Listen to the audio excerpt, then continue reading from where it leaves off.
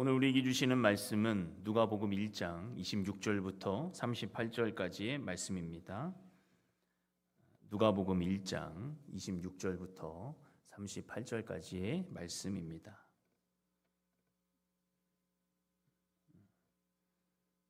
다 잘하신 줄 알고 제가 봉독해 올리겠습니다. 여섯째 달에 천사 가브리엘이 하나님의 보내심을 받아 갈릴리 나사렛이란 동네에 가서 다윗의 자손 요셉이라 하는 사람과 약혼한 처녀에게 이르니 그 처녀의 이름은 마리아라. 그에게 들어가 이르되 은혜를 받은 자여 평안할지어다 주께서 너와 함께 하시도다 하니 처녀가 그 말을 듣고 놀라 이런 인사가 어찌함인가 생각하매 천사가 이르되 마리아여 무서워하지 말라. 내가 하나님께 은혜를 입었느니라. 보라 내가 잉태하여 아들을 낳으리니 그 이름을 예수라 하라. 그가 큰 자가 되고 지극히 높으신 이의 아들이라 일컬어질 것이요 주 하나님께서 그 조상 다윗의 왕위를 그에게 주시리니 영원히 야곱의 집을 왕으로 다스리실 것이며 그 나라가 무궁하리라. 마리아가 천사에게 말하되 나는 남자를 알지 못하니 어찌 이 일이 있으리이까. 천사가 대답하여 이르되 성령이 내게 임하시고 지극히 높으신 이의 능력이 너를 덮으시리니 이러므로 나실 바 거룩한 이는 하나님의 아들이라 일컬어지리라. 보라 내 친족 엘리사벳도 늙어서 아들을 배었느니라. 본래 임신하지 못한다고 알려진 이가 이미 6달이 되었나니 대저 하나님의 모든 말씀은 능하지 못하심이 없느니라. 마리아가 이르되 주의 여종이오니 말씀대로 내게 이루어지이다 하매 천사가 떠나가니라. 아멘. 벌써 대림절 세 번째 주가 되었습니다. 이제 주님이 오실 날이 이제 하루하루 다가오는데 우리가 이미 오신 주님을 기다리고 또 오실 주님을 기다리는 이 시점에서 주님의 영광스러운 초림과 재림 가운데 큰 은혜가 우리 성도들에게 임하기를 간절히 원합니다. 오늘 대림절 세 번째 주일의 그 말씀의 주제는 바로 순종입니다. 오늘 본문에서도 우리가 읽었듯이 요셉과 약혼한 마리아에게 하나님의 보내심을 받은 가브리엘 천사가 나타납니다. 천사는 그녀에게 은혜를 받은 자여 평안할지어다라고 인사를 건네죠. 그리고 곧 잉태하여 아들을 낳을 것인데 그 이름을 예수라 하라 이렇게 말씀하세요. 요셉과 약혼하였지만 아직 남자를 알지 못하는 마리아는 이 말씀이 심히 놀랍고 두렵습니다. 천사는 곧 성령이 임하시고 지극히 높으신 이의 능력이 너를 덮을 것인데 그때 주님께서 너를 통해서 오신다라는 거예요. 그리고 그 태어날 분이 하나님의 아들이라는 것을 말씀해 주십니다. 오늘 본문에서 천사와 마리아가 이렇게 대화를 주고받는데 3번의 대화를 주고받습니다. 오늘 이 대화를 통해서 하나님께서 오늘 우리에게 주시는 대림전의 은혜를 생각하는 귀한 은혜의 시간이 되기를 주님의 이름으로 간절히 축원합니다. 26절과 27절을 보겠습니다. 여섯째 달에 천사 가브리엘이 하나님의 보내심을 받아 갈릴리 나사렛이라는 동네에 가서 다윗의 자손 요셉이라 하는 사람과 약혼한 처녀에게 이르니 그 처녀의 이름은 마리아라. 여섯째 달이라고 하는 것은 예수님보다 6개월 먼저 임신된 그 세례 요한의 이야기를 하는 것입니다. 그리고 그 이후 6개월이 지나서 가브리엘 천사가 다시 마리아에게 나타나는 것이죠.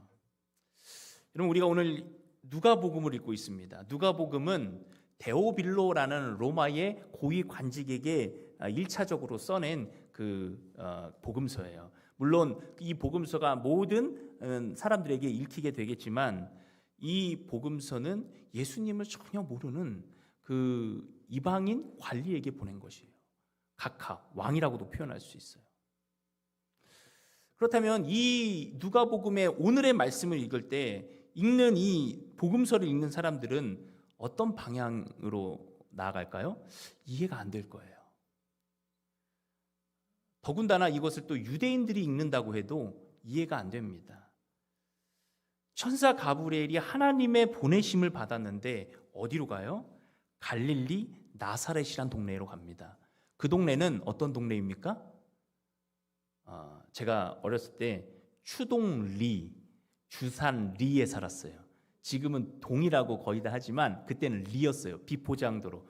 버스에서 내리면 버스가 왕 하고 출발하면 먼지가 저를 확 덮고 매연과 먼지가 한꺼번에 덮는 그곳에서 제가 어린 시절을 보냈습니다. 아주 후미진 동네였어요. 그때는 대덕구였지만 지금은 동구로 편입이 되었죠.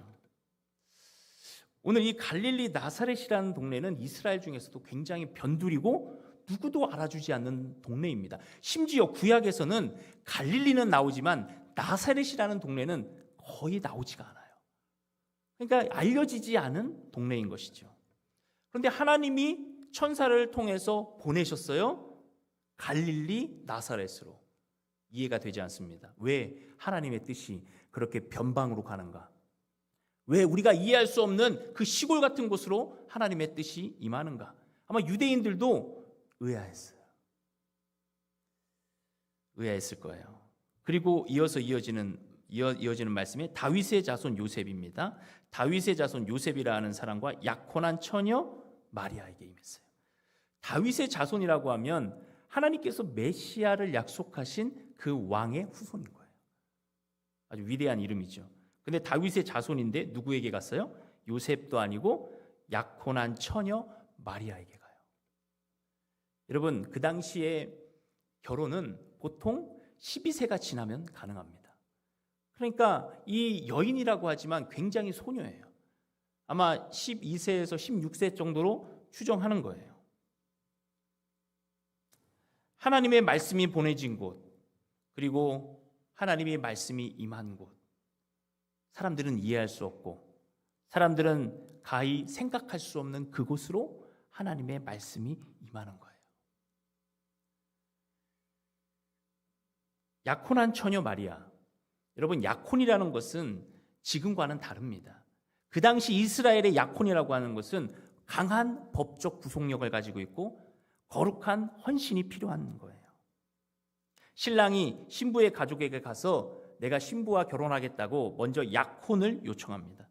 약혼을 요청하면 그 신랑은 신부의 집에 지참금을 지불해요. 그리고 지참금을 지불하고 집으로 돌아갑니다. 신부를 데리고 가지 않아요. 그리고 1년 동안 서로 약혼한 상태에서 떨어져 삽니다.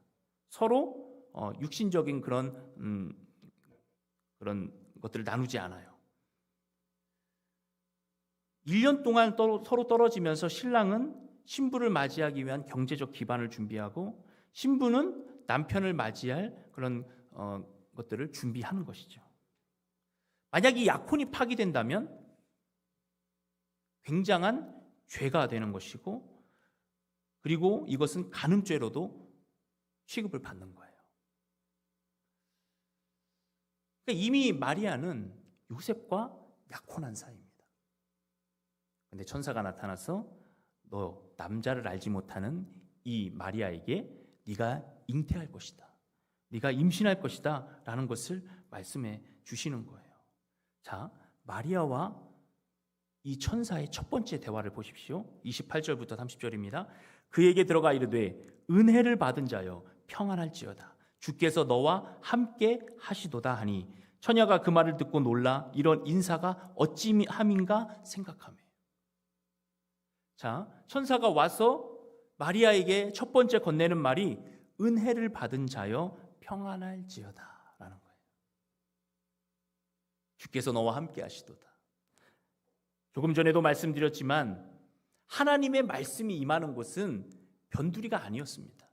그 당시에는 선지자, 제사장, 정말 그 중심부에 있는 위대한 사람들에게 하나님의 말씀이 임한다고 생각했고, 실제로 구약에서는 그런 선지자들에게 하나님의 말씀이 임했다는 거예요.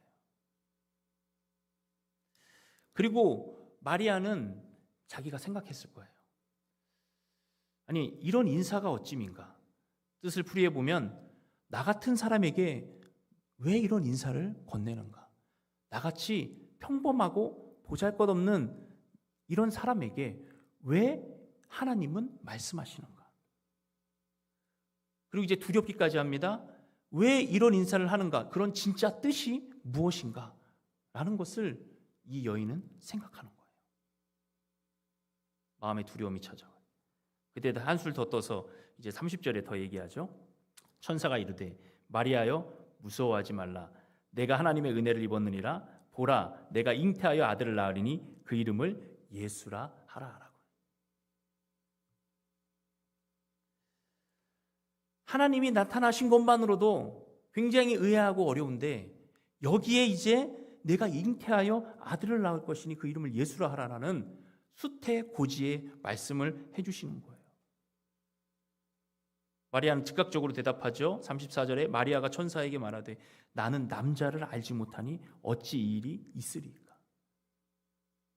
이런 인사가 어찌민가. 나는 남자를 알지 못하는데 어떻게 이런 일이 있을 수 있나? 라고 마리아는 두려움 가운데 생각했을 거예요.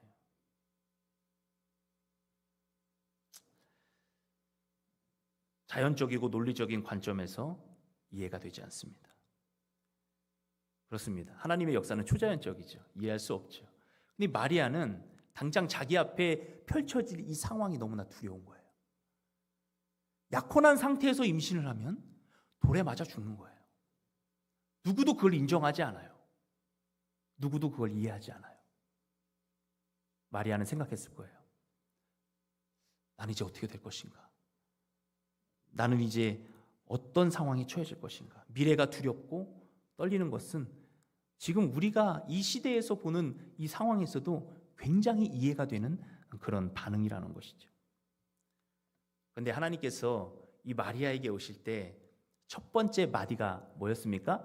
바로 은혜를 받은 자여 평안할지어다 라고 말하는 거예요. 은혜를 받은 자여 평안할지어다. 사랑하는 성도 여러분, 우리가 마리아에게 오는 것처럼 이런 하나님의 큰 말씀과 이런 은혜가 우리에게 이 일상생활을 사는데 주어지진 않을 수 있어요. 근데 오늘 이 말씀을 잘 보시기 바랍니다. 이 말씀은 마리아에게도 하시는 말씀이지만 오늘 우리에게도 하시는 말씀이에요. 우리가 하나님의 말씀을 받을 때 굉장히 두렵습니다. 하나님, 제가 어떻게 그 일을 할 수 있겠습니까? 하나님, 저에게 어떤 것을 주시려고 말씀하십니까? 제 상황은 그렇지 않습니다. 제 상황은 너무나 두렵습니다. 제 상황은 이런 거를 받을 만한 그런 상황이 아닙니다. 라고 우리는 우리의 생각과 상황 가운데서 당연하게 말할 수 있습니다. 그러나 하나님은 언제나 우리에게 말씀하실 때 먼저 이렇게 말씀하세요. 은혜를 받은 자여 평안할지어다 말씀하시는 거예요. 사랑하는 성도 여러분, 하나님의 은혜 안에서 평안하시기를 간절히 축원드립니다. 하나님의 말씀은 항상 우리 가운데 은혜로 주어집니다. 그리고 우리에게 하나님의 말씀이 임할 때에는 우리가 상상할 수 없는 일들이 우리 인생에서 펼쳐지는 거예요. 그런데 은혜의 반대는 두려움입니다. 우리가 하나님의 말씀을 막연한 두려움 가운데 내 상황과 비추어 봤을 때 도저히 받을 수 없는 그 두려운 말씀으로 받으면 하나님의 뜻과는 정반대로 가는 것입니다. 두려움은 하나님의 뜻과 반대 방향입니다. 마리아가 계속해서 두려움 가운데 하나님 앞에 반문했다면 하나님의 뜻은 점점 더 멀어져 갔을 거예요. 우리의 삶에서 하나님의 말씀이 임할 때 하나님은 그 말씀에 이미 은혜를 갖고 오신다는 것입니다. 그러므로 우리가 하나님의 그 은혜를 받기 위해서는 우리에게 놓여있는 상황의 두려움, 우리에게 펼쳐질 앞으로의 상상이 될 그 두려움들을 다 내려놓고 하나님의 은혜 안으로 먼저 들어가야 될 줄 믿습니다. 여러분, 2024년도에 수많은 일들이 있었죠. 지금도 그 일들은 진행되고 있습니다. 어떤 두려움의 일들이 우리 앞에 펼쳐질지 우리는 상상하지 못합니다. 지금의 상황과 그리고 나의 상황과 우리나라의 상황과 이 세계의 정세를 살펴보면 장밋빛 그런 미래는 우리에겐 기대하기 어려운 거예요. 그런데 하나님의 말씀은 항상 믿는 자들에게 은혜로 다가오기 때문에 우리 믿는 자들은 어떤 상황에서든지 하나님의 말씀의 은혜를 받아 누려야, 그리고 받아 누려야 그것이 우리의 삶의 능력이 된다는 것입니다. 오늘 마리아는 큰 두려움 가운데 이 말씀을 받고 있지만 하나님은 그 마리아의 두려움을 모르는 것이 아니었습니다. 다 알고 계세요. 하나님께서 천사를 통해서 이 말씀을 하실 때는 마리아의 상황도 알고 계시고 마리아가 어떤 상황에 처해질 것들도 다 알고 계신다는 거예요. 모르는 분이 아니세요. 다 알고 계시기 때문에 하나님께서 먼저 은혜를 선포하면서 마리아에게 다가오신 것입니다.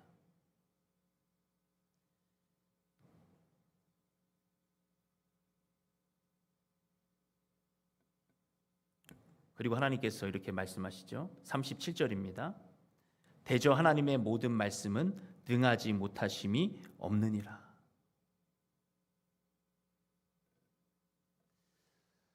마리아에게 하나님께서 말씀으로 임하셔서 그리고 마리아에게 이 위대한 일들을 보여주셨어요. 마리아에게 하나님의 뜻이 무엇인지를 분명하게 보여주시면서 하나님의 모든 말씀은 능하지 못하심이 없느니라 라고 말씀하세요.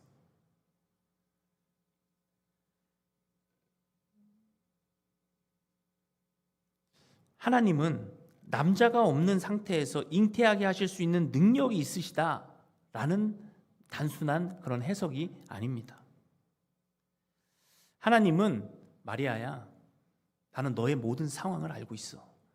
네가 앞으로 어떻게 이런 상황에 처해질지도 알고 있고 네가 어떤 두려움이 있는지도 알고 있어. 그런데 하나님의 모든 말씀은 능하지 못하심이 없는 거야. 이 말씀은 우리의 모든 상황을 아시는 주님께서 우리를 부끄럽게도 하지 않으시고 우리를 수치 가운데도 두지 않으시고 마리아의 그 모든 상황이 두려움 가운데 있지만 하나님은 그 두려움을 다 풀어주실 것이라는 그런 말씀을 주시는 것입니다.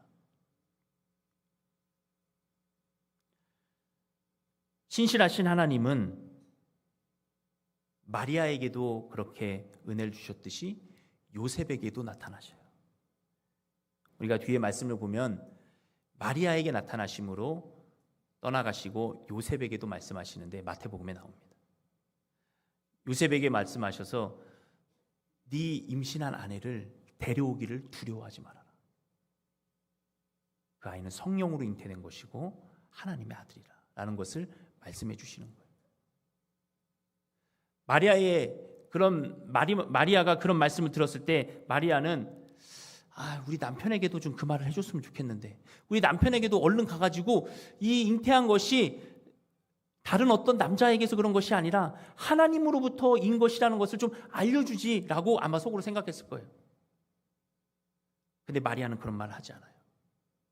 마리아는 대저 하나님의 모든 말씀은 능하지 못하심이 없느니라 그 말씀을 듣자마자 마리아는 38절에 이렇게 고백하죠. 마리아가 이르되 주의 여종이오니 말씀대로 내게 이루어지이다 하매 천사가 떠나가니라. 마리아는 다른 요구를 하지 않아요. 왜냐하면 아까도 말씀드렸듯이 모든 말씀은 능하지 못하심이 없느니라 그 안에 하나님을 향한 신뢰와 믿음이 자리 잡았거든요.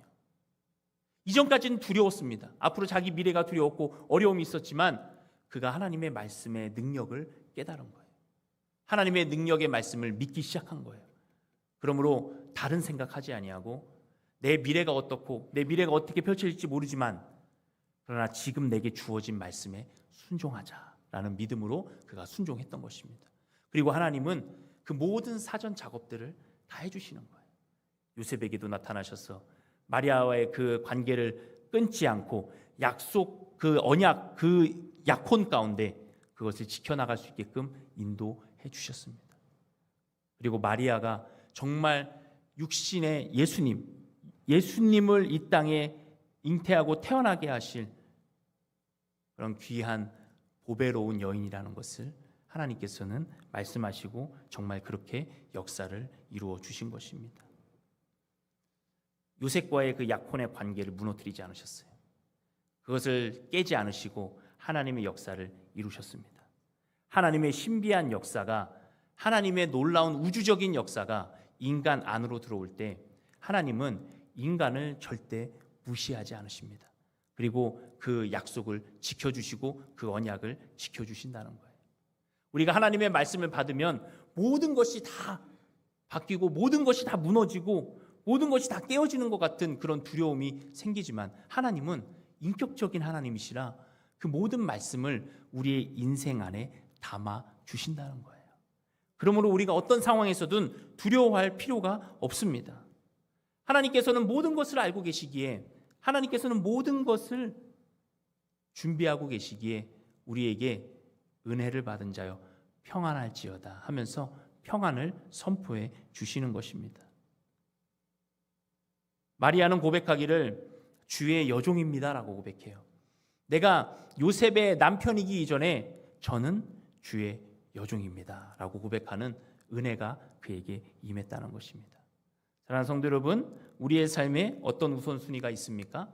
내 삶이 아무리 바쁘게 돌아가고 여러 가지 상황에 내가 놓여 있다 할지라도, 때론 그것이 나에게 두려움으로 다가올지라도 나는 첫째, 하나님의 은혜를 받은 자고, 둘째, 나는 하나님의 종이라는 사실, 이것들을 잊으시면 안 된다는 거예요. 이것이 우리에게 우리의 삶을 이끌어가는 우리의 정체성이 되는 것입니다. 마리아는 그것을 깨달았어요. 마리아는 그것을 알았어요. 그래서 마리아가 하나님 앞에 믿음으로 고백.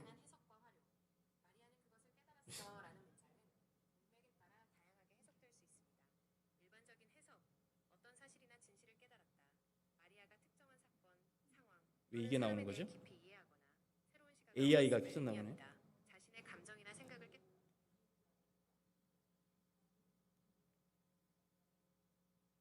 죄송합니다.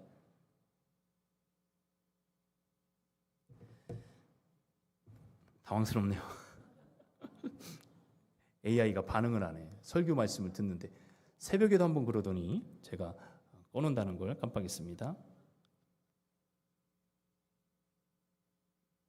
네. 여러분, AI가 이렇게 무서워요. 아무 때나 치고 들어옵니다. 우리가 이걸 잘 분별해야 돼요. 그래서 우리의 삶에 하나님의 은혜가 들어올 때는 언제나 하나님 아멘입니다. 순종합니다. 주의 말씀이 내게 이루어지기를 원합니다. 라고 우리는 고백해야 된다는 거예요. 우리가 사는 믿음의 삶은 세상의 삶이 아닙니다. 신비하고 놀라운 삶이에요. 무엇과도 바꿀 수 없는 삶이에요. 우리가 세상에서 믿음을 가지고 살아갈 때는 하나님의 놀라운 역사가 우리 가운데 임하는 삶입니다. 우리는 상식을 가지고 살아가고 과학을 가지고 살아가는 인생이 아니에요. 하나님의 말씀의 깊이를 가지고 살아가는 인생이라는 것입니다. 하나님의 말씀이 우리에게 올 때 우리는 신비함에 준비를 해야 돼요. 우리의 삶이 그저 세상에 머물러서 이해하지 못한다, 어떻게 이런 일이 있을까라고 하는 것보다 하나님의 말씀이 임할 때 위대한 순종을 우리는 해야 된다는 거예요. 하나님의 말씀이 나한테 어떻게 이루어질까? 기대감을 가지고 하나님의 말씀에 순종으로 나아가야 된다는 거예요.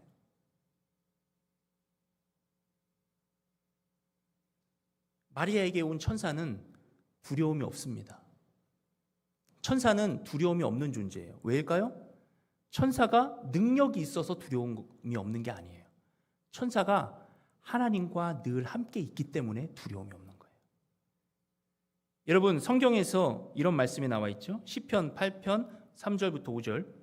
주의 손가락으로 만드신 주의 하늘과 주께서 베풀어 두신 달과 별들을 내가 보니 사람이 무엇이기에 주께서 그를 생각하시며 인자가 무엇이기에 주께서 그를 돌보시나이까.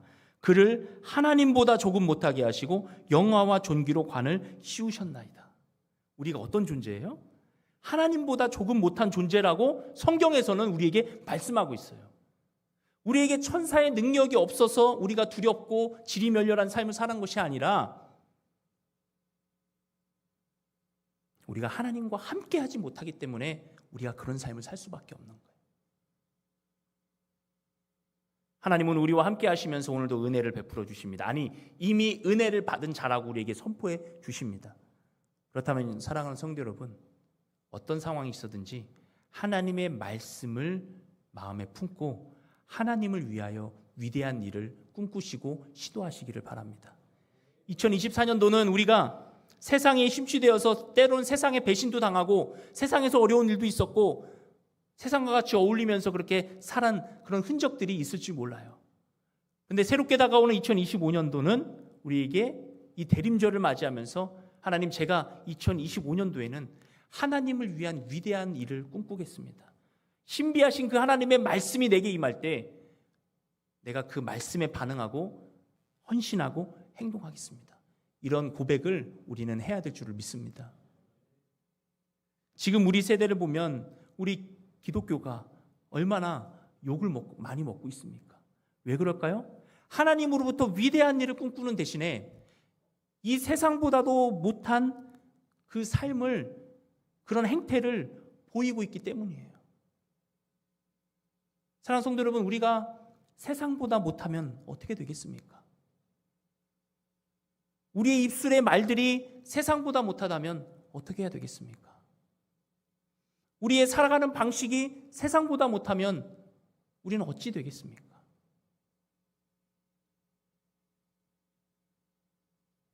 세상보다 높은 도덕적 수위를 가지라는 것이 아니에요.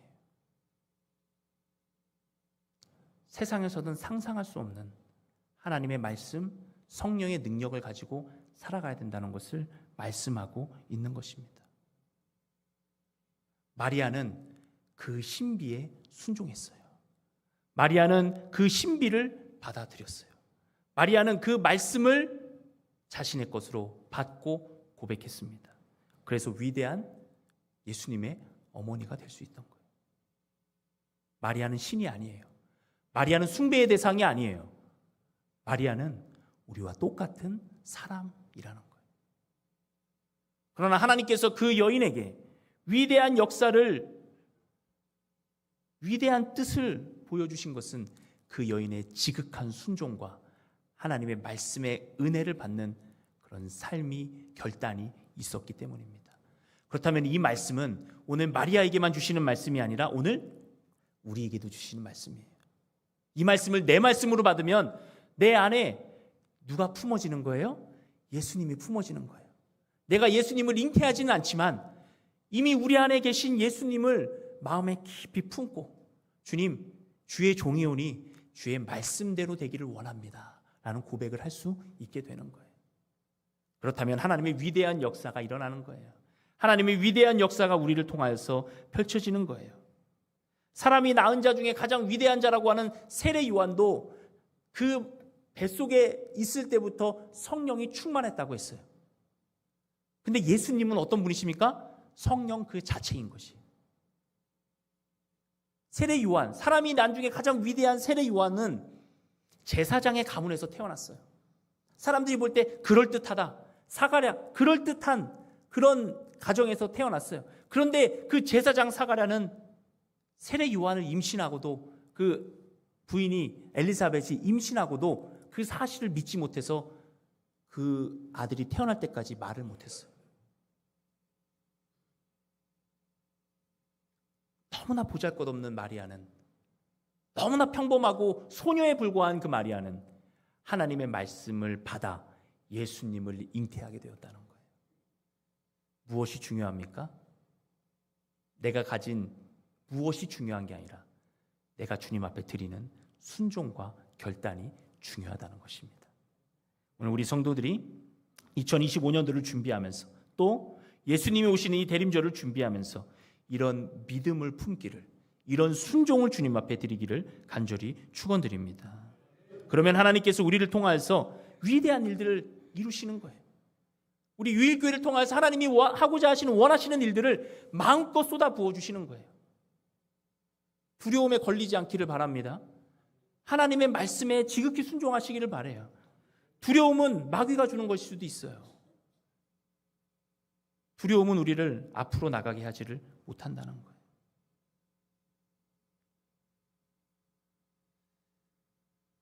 주님께서 말씀하십니다. 디모데후서 4장 8절에 이제 후로는 나를 위하여 의의 면류관이 예비되었으므로 주 곧 의로우신 재판장이 그날에 내게 주실 것이니 내게만 아니라 주의 나타나심을 사모하는 모든 자에게니라.